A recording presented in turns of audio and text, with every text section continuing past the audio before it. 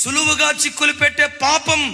3 పిల్లల తల్లి ఆత్మహత్య చేసుకొని చచ్చిపోయింది. ఎందుకు ఆత్మహత్య చేసుకొని చచ్చిపోయిందిరా బాబు అని అంటే, ఆ భర్త కువైట్ లో ఉద్యోగం చేస్తాడు. కుటుంబాన్ని పోషించడానికి కువైట్ వెళ్లి సంవత్సరానికి ఒకసారి 2 సంవత్సరాలకు ఒకసారి వస్తాడు. తాను సంపాదించిన డబ్బు భార్యకు పిల్లల పేరవేసి వాళ్ళ సుఖాన్ని అనుభవించేటట్లుగా తాను శ్రమ పడుతూ ఉన్నాడు. ఇంట్లో ఉన్న భార్య ఆమె కూడా మంచిగానే ఉండేది. ఒక రోజు మిస్డ్ కాల్ వచ్చింది. ఏంటి మిస్డ్ కాల్ అని చెప్పి రీడైల్ చేసింది. అటువైపు నుంచి ఎవడో మాట్లాడాడట. ఏమండి బాగున్నారా, ఎట్లా ఉన్నారు, తీయని స్వరంతో మాట్లాడాడు. ఏమండి మీరు ఎవరో పరపురుషులాగా ఉన్నారు, నేను మీతో మాట్లాడినని ఫోన్ కట్ చేయకపోతే ఏముందండి 2 మాటలే కదా. ఏంటో నాకు నిద్ర పట్టక మీకు ఫోన్ చేశాను. ఏమండి మీ ఫేస్బుక్ లో మీ ప్రొఫైల్ పిక్చర్ చూశానండి, మీరు ఎంత అందంగా ఉన్నారో తెలుసా, ఐశ్వర్య కూడా మీ చెల్లెలే, మీ జుట్టు ఎంత ఉందంటే అబ్బా ఎంత అందంగా ఉన్నారంటే అని చెప్తా ఉంటే ఈ అమ్మాయి అనుకుందంటే మాటలే కదా ఏముందలే. అరే నా భర్త లేని టైంలో పరపురుషుడితో మాట్లాడాల్సిన అవసరం ఏంటి, వాడెవడో నా అందాన్ని పొగడటం ఏంటి, అయినా పరపురుషుడితో ఈ సంభాషణ ఏంటి అని అనుకోవాలా.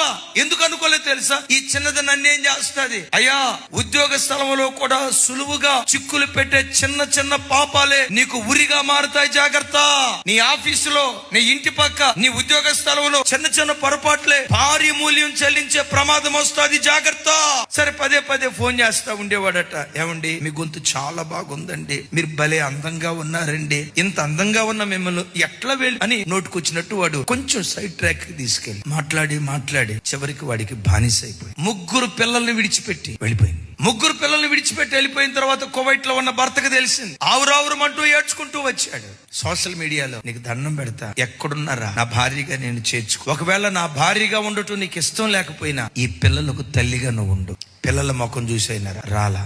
సంవత్సరం పాటు వాడు ఆశలు తీర్చుకున్నాడు. అవతలోడు సంవత్సరం పాటు వాడు ఆశలు తీర్చుకొని ఆ చివరికి ఈ అమ్మాయి తీసుకొచ్చిన బంగారం, డబ్బు ఇవంతా దోచుకొని వెళ్ళిపోయాడు. భర్తకు ముఖం చూపించలేక, కన్న తల్లిదండ్రుల దగ్గరికి వెళ్ళలేక, పుట్టింటికి వెళ్ళలేక, పిల్లలకే ముఖం చూపించుకోలేక ఏ హోటల్లో ఉందో ఆ హోటల్లో ఊరేసుకుని చచ్చిపోయింది. 3 పిల్లలు అనాథలైపోయారు. మీ తల్లి ఇలా చేసిందట, ఇలా చేసిందట అని బ్రతుకు కాలం అంతా ఆ తల్లి ఏమో క్షణంలో చచ్చిపోయింది. బ్రతుకున్న పిల్లలు ప్రతి క్షణం బ్రతుకుతూ చావాల్సిందేగా. నేనంట ఆ కుటుంబం ఎందుకు ఇంత విచ్ఛిన్నమైపోయింది? చిన్న పొరపాట్లు. తమ్ముడు నీ భక్తి జీవితాన్ని కూడా దాడి చేసేది నీ చిన్న పొరపాట్లే.